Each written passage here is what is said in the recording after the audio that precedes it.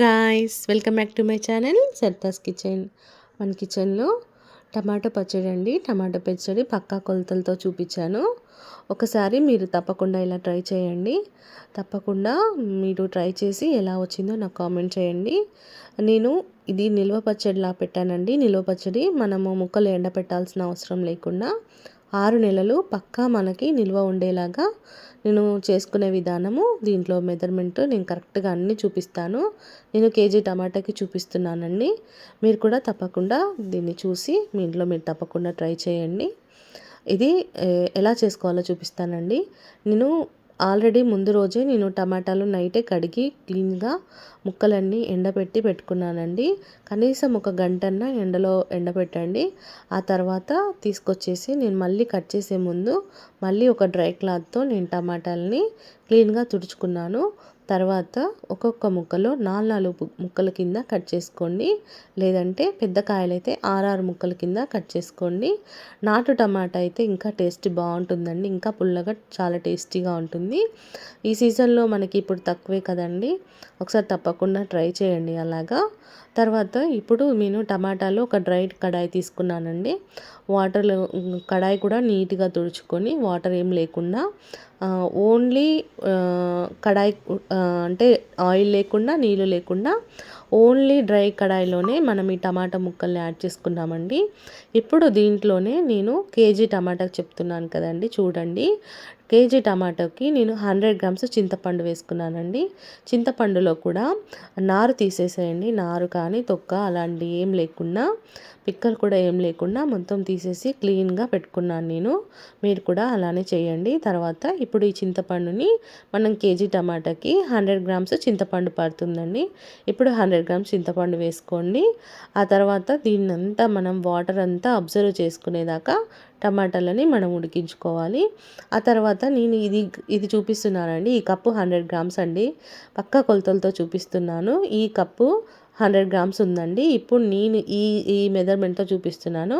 ఈ cup salt వేసుకున్నాను నేను. అంటే కేజీ టమాటాకి 100 గ్రామ్స్ సాల్ట్ వేసుకున్నానండి.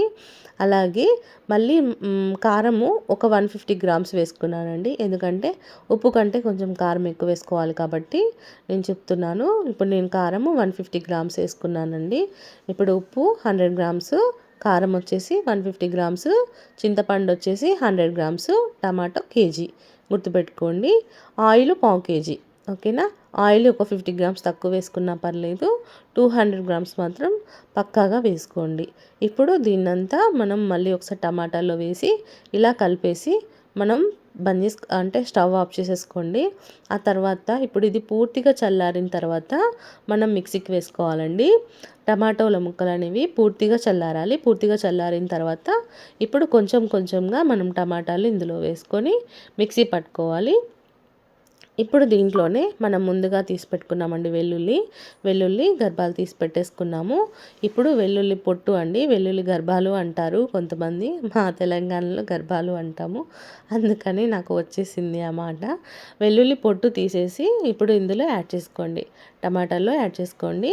ఇప్పుడు అది మిక్సీ పట్టేసుకున్నానండి నేను. తర్వాత మళ్ళీ డ్రై కడాయి తీసుకున్నాను. దీంట్లోనే ఆవాలు అండి, ఆవాలు నేను ఒక కేజీ టమాటోకి 4 స్పూన్స్ అండి.